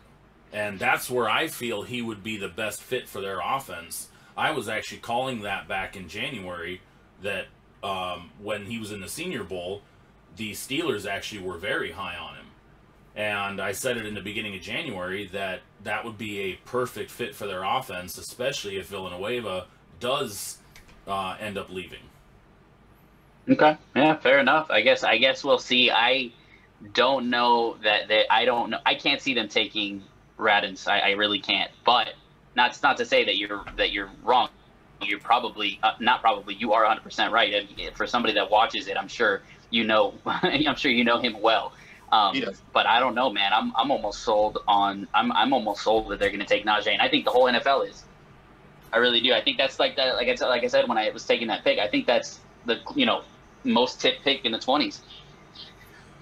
I haven't heard the Steelers come out and say anything about in terms of direction. Yeah. Well, no, they're not. Nobody's ever going to. No, but they never do. They never tip their hand. I mean, when they traded up to draft Devin Bush, that was completely out of the blue. There was no talk of that prior. And as soon as they traded up, I was like, oh my God, they're getting Bush. Holy crap. And they just don't tip their hand at all. Mm-hmm. But really, when it boils down to it, they need a tackle. And with everybody that comes off the board ahead of them, Radens is right there for the next 2 or 3, according to all the PFF rankings and whatnot. And he gets more and more urgent as you see Leatherwood and Vera Tucker and these guys come off the board, I guess, especially in the way that ours fell. As you see those guys come off the board, it gets more and more urgent for them to get somebody that can plug and play. So I guess that kind of makes sense. Yeah. See, I actually thought about this. I want to ask a super meta question that I noticed while we were doing this and as we're going through the draft. Are edge rushers as a position group becoming more like running backs? And what I mean by that is it of increasing value to have young guys on rookie contracts and have as many of them as you can possibly get. Whereas we saw running backs 10 years ago, 15 years ago, you had a guy, you know, a Derrick Henry, you had your guy, and you had the guy who spelled him on occasion for a couple of drives. But everybody had these workhorse backs, and then it went to running back by committee. And now we're really seeing along those lines of what you're talking about. We're not seeing first-round running backs.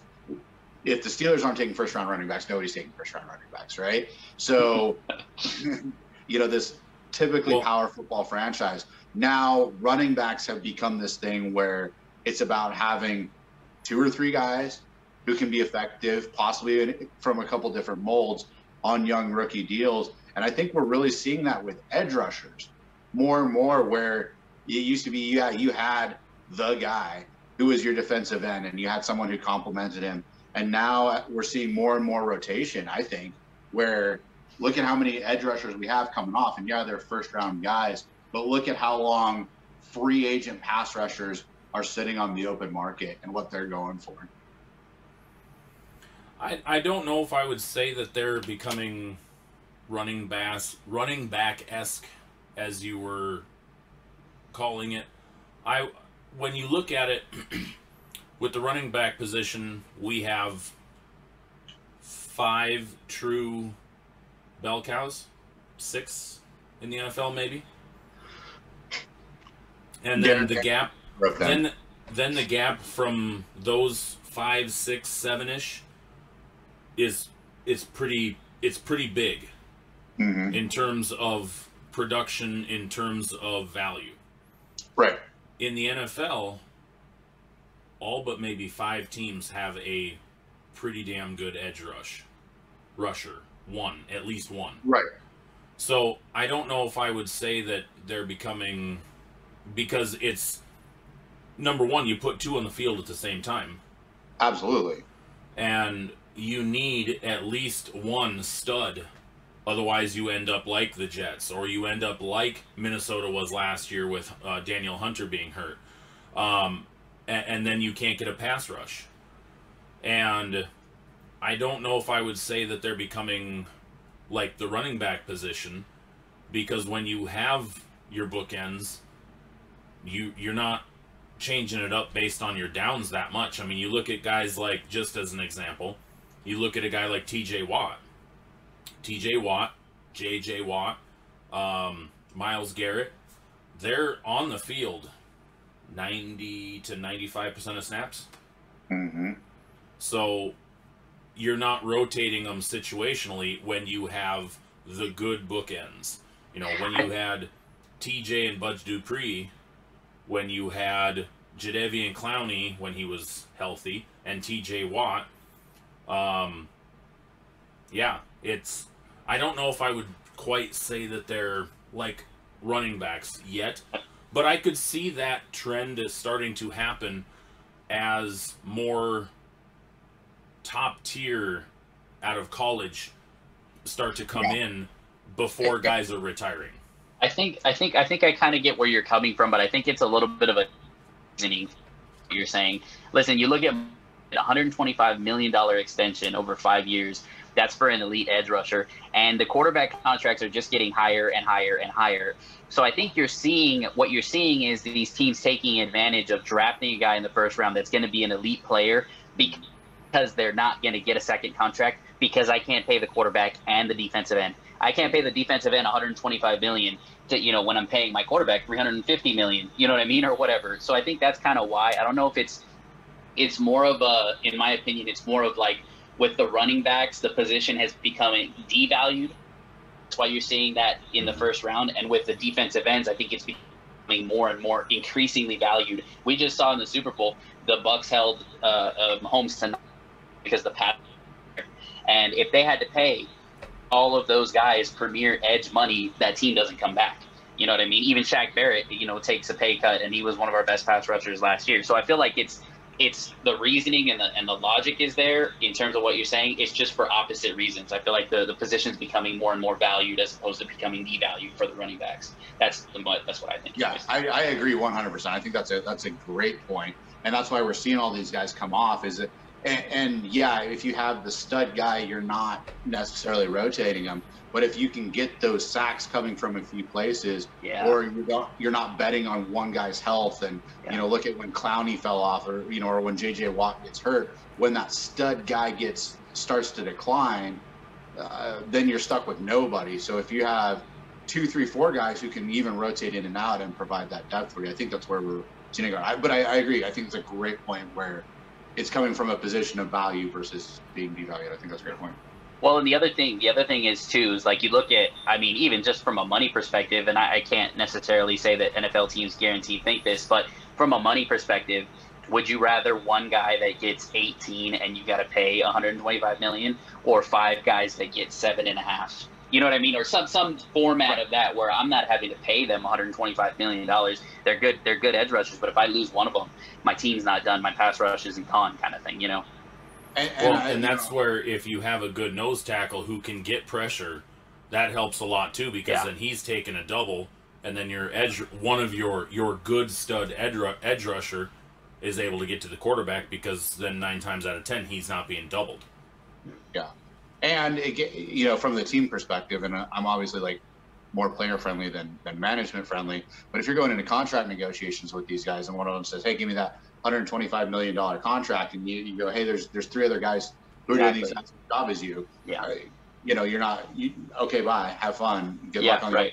Or look at Carlos Dunlap with the Seahawks this year, where Kate comes in and provides a massive spark to that defense, and then Seattle makes him an offer. It's not what he wants. They say, hey, go ahead and test the open market, and he comes back basically on what Seattle offered, because of where the market's at. And, right. That's a contributor. That's a major contributor right there. Well, and this year, though, you got to also look at it. This year's the anomaly because of the lowered salary cap. And so a lot of the guys that went out to test free agency, it didn't work for them. Mm-hmm. Yeah, that's a good point, though, Dean. I missed the last thing Dean said. No, I said it was a good point. I agreed with you. Oh. Sorry, I didn't want that on the record. I was going to say, you wanted to make him say it again, not right. You're like, say it one more time for everybody to hear. Yeah, I completely missed that, Dean. You cut out. Can you say that again? One more time for me, please. It's not appropriate for family. Hang on. Let me get Dean, say that again into the camera very clearly. Say something there, buddy. That's funny. Hey, you know what? I want to, before two quick things. I know we're getting ready to wrap up, but 2 quick things. First off, please don't draft a wide receiver for my Bucks at 32, Ryan, ever again. Firstly, and secondly, don't worry, the Bucks will never pick at 32 ever again. Hey, you know what? We've done it once before, all right? One time. So the other thing I was going to say that I was noticing when I was looking through our draft, we all let Gregory Rousseau fall, and I was noticing that. And in this specific situation, that's probably who I would swap the Bucks pick with the wide receiver there. I'd probably take Rousseau just for pass rush help. But I just thought it was interesting that we all let him fall. I knew he was there, but he was like in the back of my mind. And then I came to a team and I was like, no, they don't need an edge. And then for the Ravens, that was the closest I got to picking him. But I think I took Aziz there just because of 3-4 fit a little bit better for Ojulari there. But yeah. Well, and it's funny you mention I don't know if you read my mock draft, but our first 17, 18 picks were, aside from you throwing a wrench in it at pick number 3 and taking Mac Jones, we went pretty spot on my mock draft that I did several days before we even were entertaining this. I'd been writing that for about 3 weeks, and I finished the last few picks, I think, on Monday morning. And so I had 1 through 25 done prior to Monday morning. And as we're going through this list, I'm just like, Jesus, I'm damn near exactly what we're picking until That's about funny. 17, 18, and then it just changed. Starts to change, yeah. Yeah, what I had... his mock draft to mess with him, Mark. That would have been... He wouldn't know to I honestly started to wonder. I was like... Zero effort whatsoever. I was like, wow, I guess I could just copy and paste everything that I want to say. I honestly didn't see it. I honestly didn't see it, so I can say with certainty that I did not copy it. My 32 pick was actually the defensive tackle out of Alabama. And because I figured, what's that? Is it what you talking about? Barrymore. Barrymore. That was actually in my mock. That's who I went with at 32. And it was because it was best player on the board. BPA, You know, and basically a potential fill-in if they decide not to sign Vita Vea after next year. Mm-hmm. So it was like, because he's got, 1 year left on his contract. Yeah, they just signed his option. Yeah, I was like, this is perfect. And that way he can grow into the role, because I know there was some questions about Barmore with a couple of the bigger teams that Alabama played. He kind of disappeared. And so it was like, okay, he ends up with the world champion Bucks.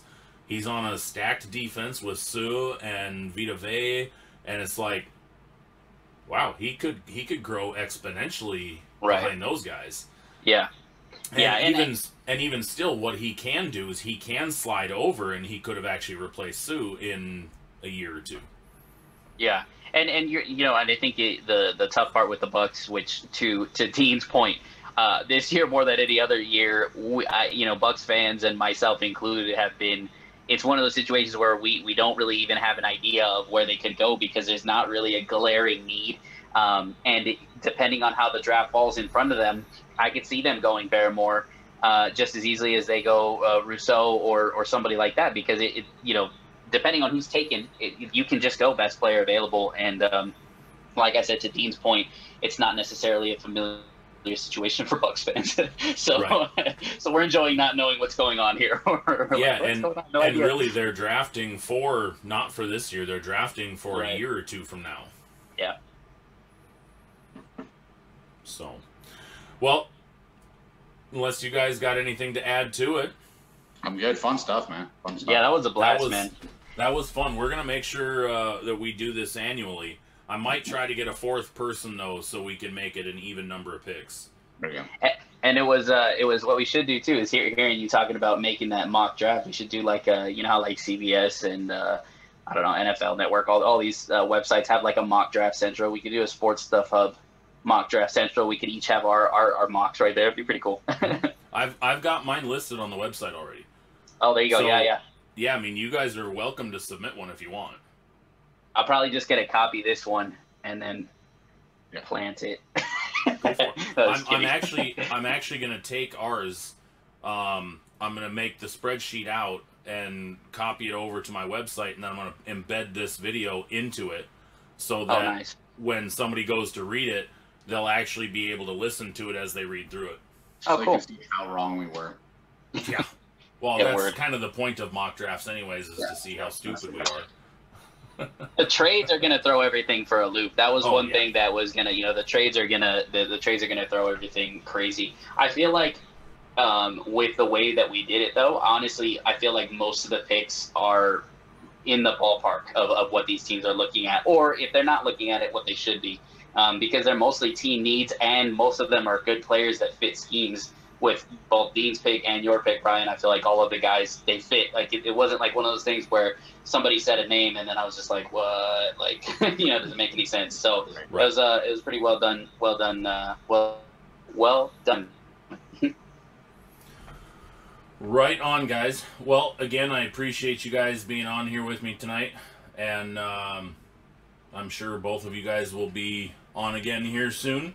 Maybe we can do after the draft, maybe we can do a three-way follow-up on the draft and just see how bad we really were at this. Mm-hmm. I like it. Yep, see what happens when the Steelers draft Najee Harris. That'd be crazy. And the Bucks draft Elijah Moore. Easy. All right, guys, I appreciate you joining me. Have a good night, you two. And we'll see you guys the next time you're on. Ladies and gentlemen, Marc Magaña and Dean Smith Richard. Thanks, fellas. Take it easy. See ya.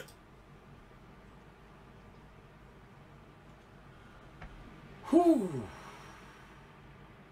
That was fun. want to get this closed out.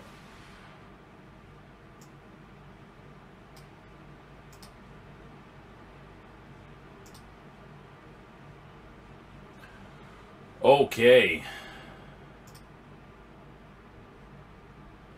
So, we had this conversation a little bit to open the night. We do have break night coming tomorrow night, and we've got some fun breaks, and tonight we are going to preview one of the products that we are breaking tomorrow night. In front of you, you see a handful of the break product for tomorrow. I still don't have the Bowman or the Diamond Kings. That doesn't show up until tomorrow anyways. As well as Panini Limited, that is going to be here tomorrow as well.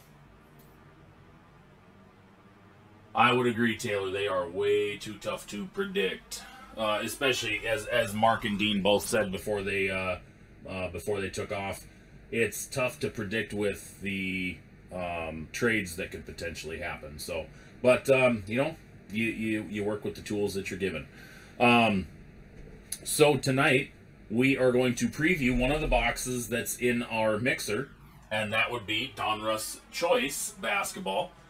So this is this year's Donruss Choice. So what you get per box is one pack of 10 cards.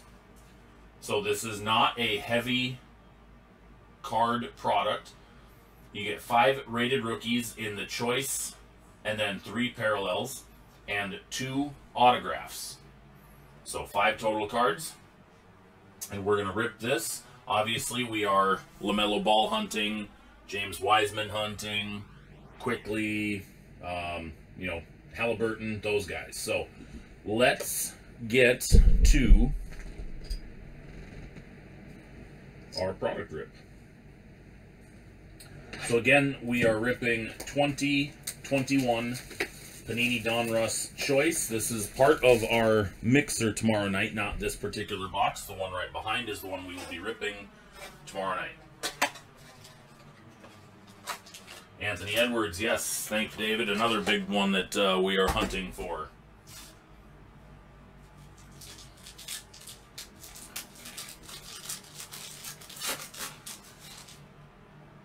Starting it off, we get the wrong Hornet. So this is the Choice Parallel, Nick Richards.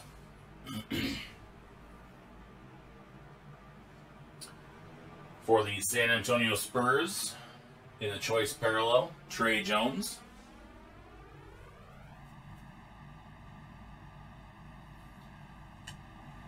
For the Clippers, Daniel Oturu.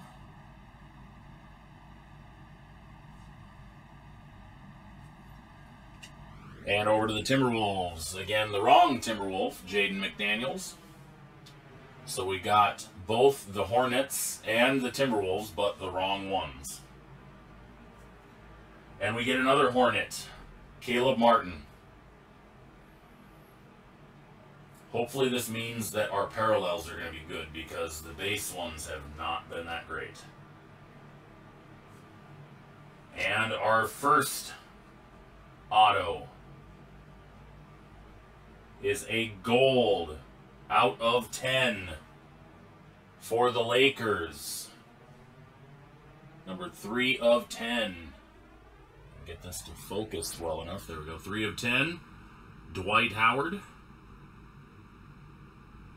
Dominators signatures. And our other auto, rookie, R.J. Hampton. Not too bad. And then over to our non-rookies, we get the red Choice Parallel, Darius Garland, out of 99, number 10 of 99.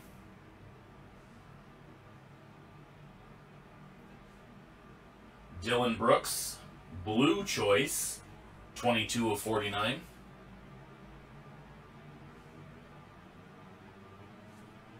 And Zach LaVine is our last card in Choice, out of 99, number 8 of 99.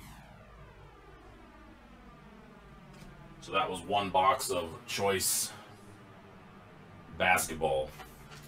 I'm going to grab one more box of something because that was too quick of a rip. So give me just a moment. I'm going to grab something else real quick.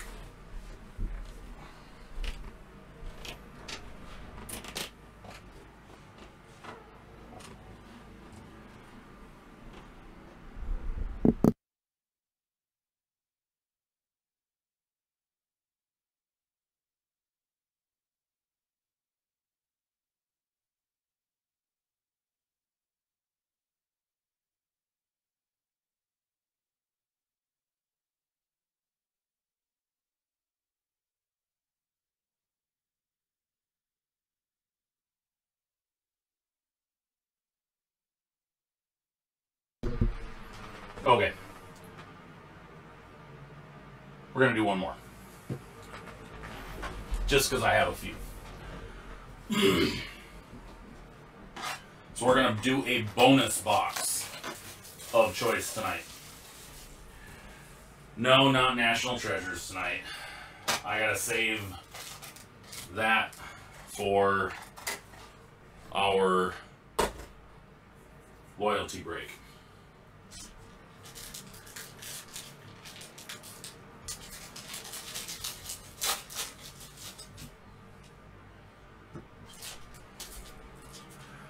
Okay. Starting it off, Nico Mannion for the Warriors. Xavier Tillman for the Grizzlies. Desmond Bain. Okay, so our rookies are getting a little bit better.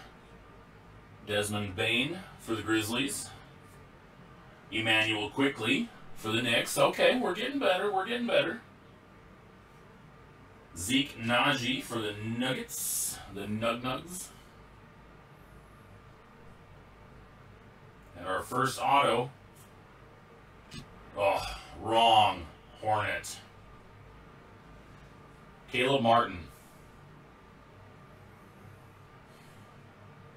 Still, not horrible because he didn't have any autos or rookie cards in last year's product, so this year is his rookie card year, I guess you'd call it. And our next auto for the Cavaliers, numbered out of 49, Isaac Okoro. So not horrible autos. And our parallels, numbered out of 99, Saban Lee for the Pistons. Eric Gordon for the Rockettes out of 99. Come on. Josh Richardson out of 49, rounding out that box. So that was choice 2021 basketball, 2 boxes.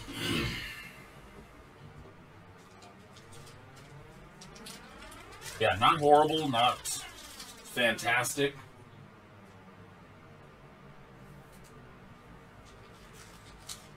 The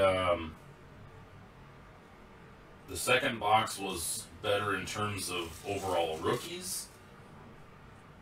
The first box, obviously, having the gold Dwight Howard, even though it's Dwight Howard. It's not Anthony Davis or something.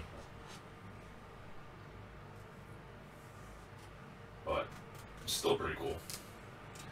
Dwight Howard out of 10.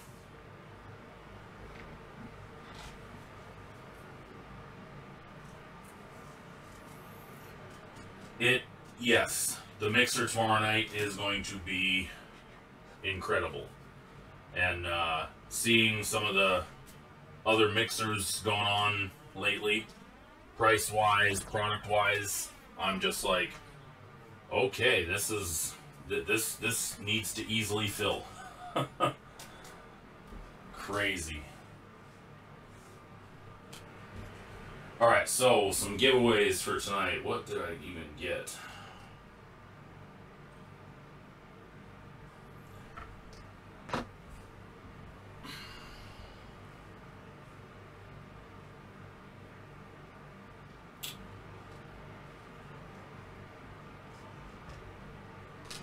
We're going to give away a couple of rookies tonight.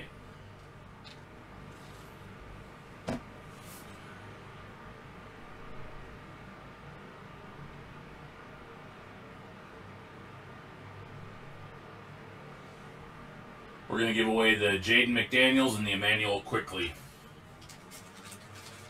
These are the choice rookies, choice base cards.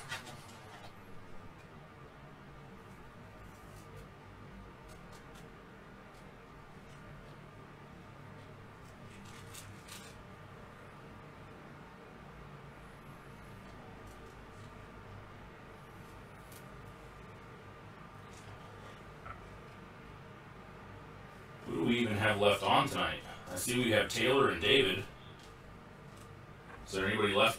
Anybody else left on still?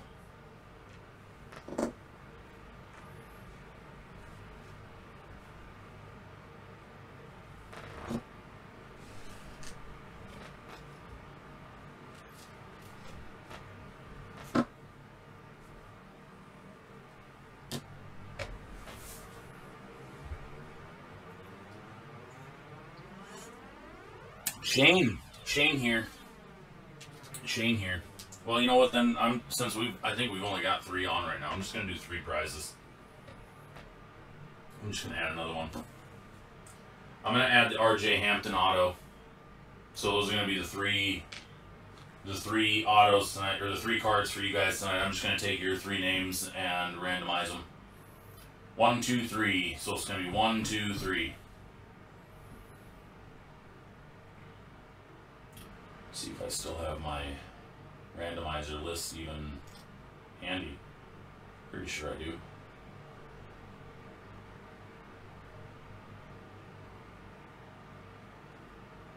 I saw Shane earlier. I just wasn't sure if who was on and who was fell asleep. Mock drafts can sometimes take a while. So, all right. So we're gonna do Taylor, David, Shane. Oops, not in the same line. All right, I'm just going to. What happened to my other scene? Awesome. Well, okay, what I'm gonna do, I'm just gonna copy.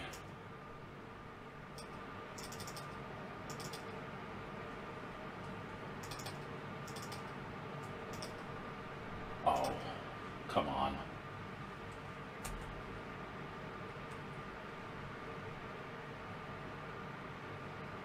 Dice roll.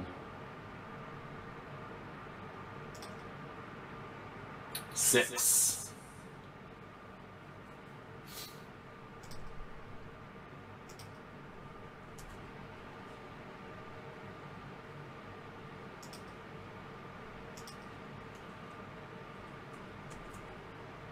Oh, come on.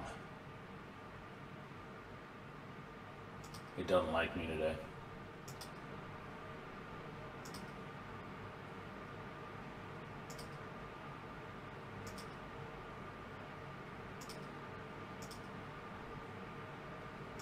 I can just type it.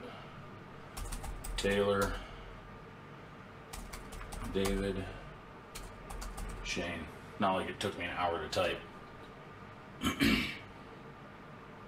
All right, 6 times, guys. Good luck. 1, 2, 3, 4, 5, and lucky number 6. Taylor taking home the RJ Hampton, Shane getting the Emmanuel Quickly, and David scoring Jaden McDaniels. Congratulations, guys. Get the picture. Boom. And boom.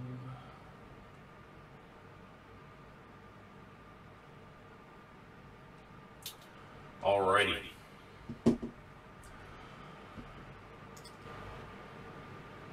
Okay, so tomorrow night, big break night. Let's get them filled. Let's get some more new people in. Get your friends, get your family in. Anybody that likes break, and we've got it's going to be big. There's going to be a lot of good cards pulled. Tomorrow night's breaks, unreal. Just the Hoops Premium alone is going to be crazy. And then add in the Donruss Choice Box in the same break. That's going to be a lot. That's going to be a lot of great stuff pulled. And then don't forget limited football. That's going to be another good one. The potential in limited is huge. I ripped, I think, 2 boxes of that when it first came out. It's come down in price since then, thankfully. But it's nice stuff. And then Prism Fast Break, obviously, it's Prism, so a lot of value to it. So, like I said, spread the word. Let's get everybody filled, and let's get this let's get break night kicked off so we can get into May, start May off right, and get our loyalty rewards breaks fired up. National treasures, baby. So, all right, guys. Well, I appreciate you guys being on for this. I want to thank Mark and Dean again for being on tonight. Had a lot of fun. That was a lot of fun doing that mock draft. Definitely going to make this a yearly thing, and putting more mock drafts up on the website as well is going to be a focus of mine for next year as well. So again, I thank you guys for being on tonight and watching episode 32. And you guys, I will see you all either tomorrow night or next week. And just make sure you guys stay safe.